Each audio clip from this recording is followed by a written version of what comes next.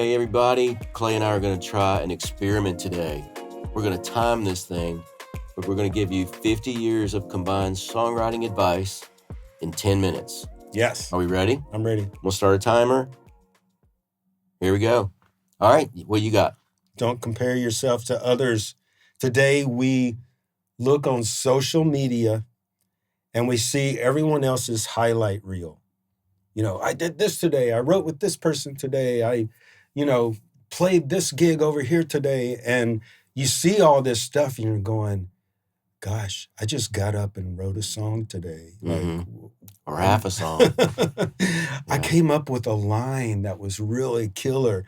And I think it's just important that we go, okay, everyone is at a different stage of their journey. Yeah. Hey, do you realize we both are wearing glasses? I do. This is a first. Yeah. I like to mix and match. Yeah, so we're all at different stages of our journey.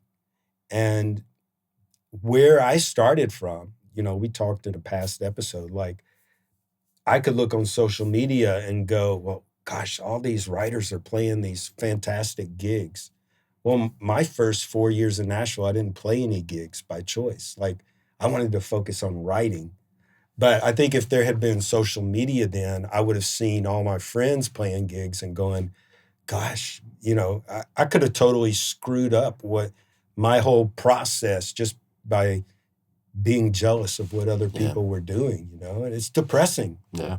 And I mean, my whole career, my publishers, all kinds of people have told me, you've got to write up tempo.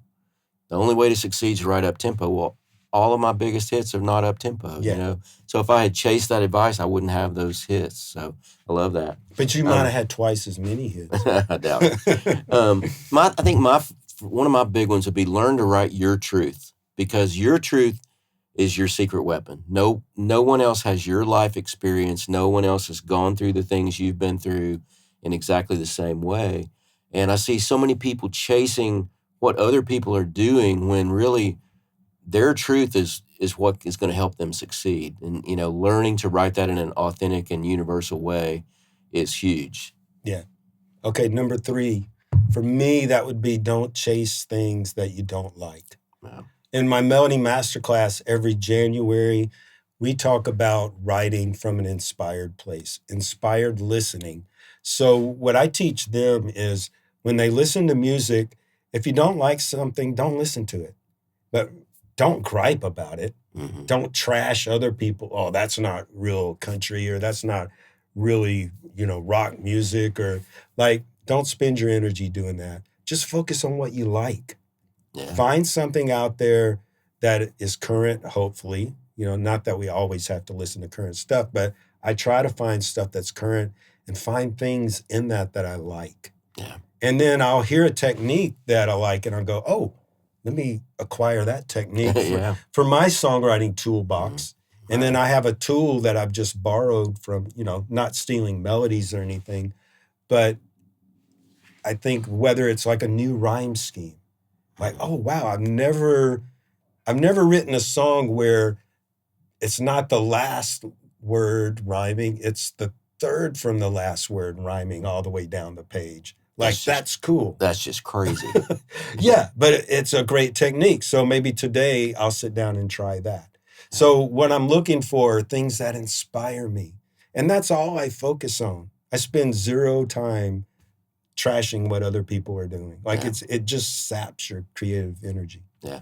I think along those lines too, doing things that feel authentic to you. Like when bro country became big, I didn't grow up that way. I grew up in the suburbs. Yeah. And so I didn't grow up with tailgates and bonfires and all those things. So writing those kind of things didn't interest me really, and it wasn't my experience. Yeah. And so, while publishers were like, we need more bro country kind of things, like, I'm not your guy for that. And it's okay. It's okay to say, no, that's just not me, or that's not, that doesn't feel authentic to me, that doesn't interest me, and to do your own thing. Yeah.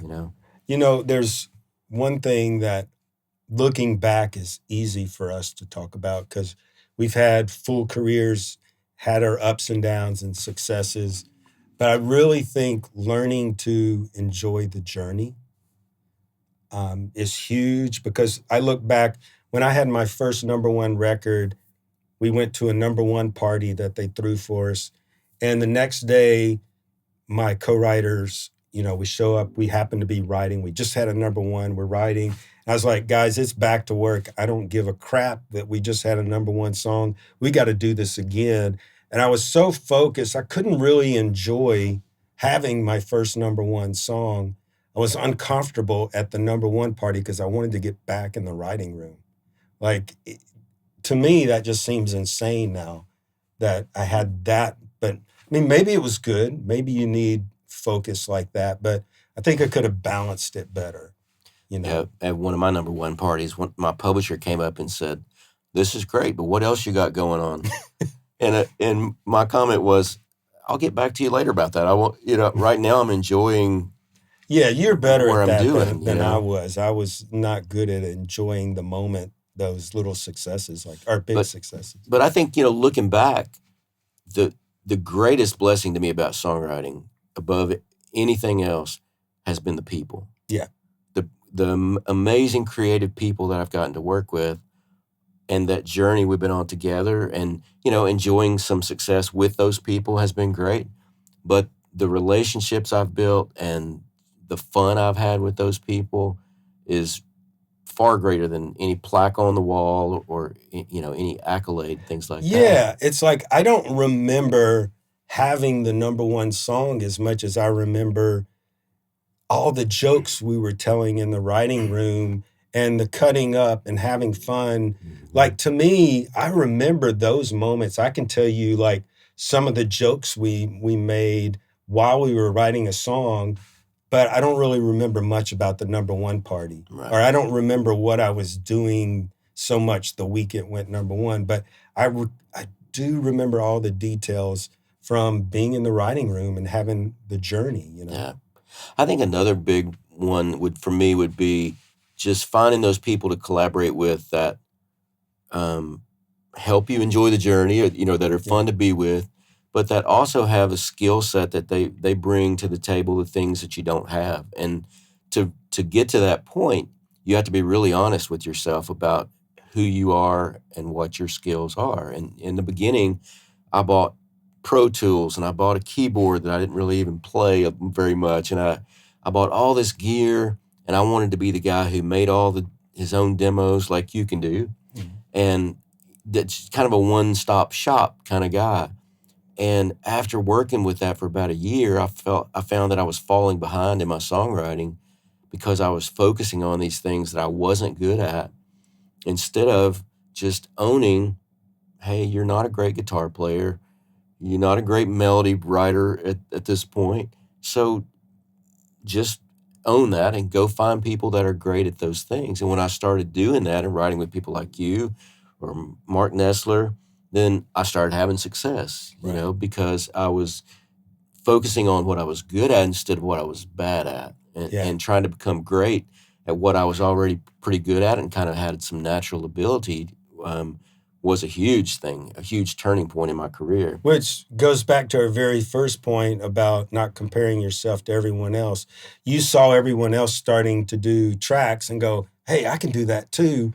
And that wasn't your specialty. So we really have to find our own voice, find our own skill set. I love that. Clay, we've got a minute and 22 seconds. What other advice have we learned in 50 years? I don't know. You tell me. I think I've forgotten more than I ever knew. Oh, wow. I think going back to something we've touched on, it's all about finding your path.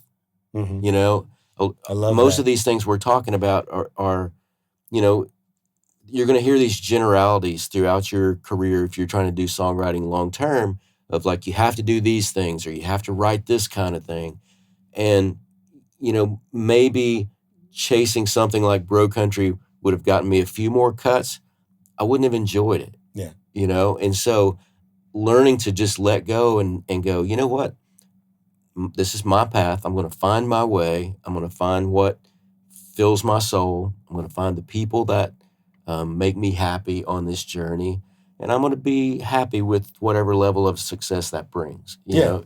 And if you've had more or somebody else has had more, that's okay. Yeah. You And know? I think finding your voice. And in fact, Mhm. when I first came to Nashville, my first publisher said, I asked him years later, why did you take a chance on me as a writer? And he said, you had a unique voice. If I had only known how powerful that was when I started, it took me years to figure that out. Yeah, me too.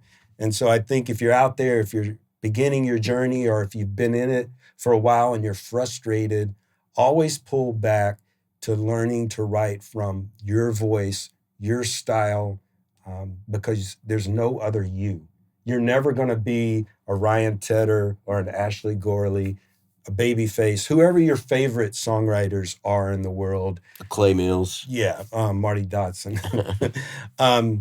Yeah, you'll never be anyone. You're stuck with yourself. I mean, I had to realize that. As depressing as it was, I had to go to therapy, but I am stuck with myself. Mhm. I can't outrun myself. So No. Check out the show notes. Our sponsor, Sweetwater's got a link in there. They're awesome people, got awesome gear and instruments. Check out our books. Yep. And we'd love it if you make a comment. Tell us what you love or how we could improve or topics you'd like us to talk about. And we will see you soon. cheers.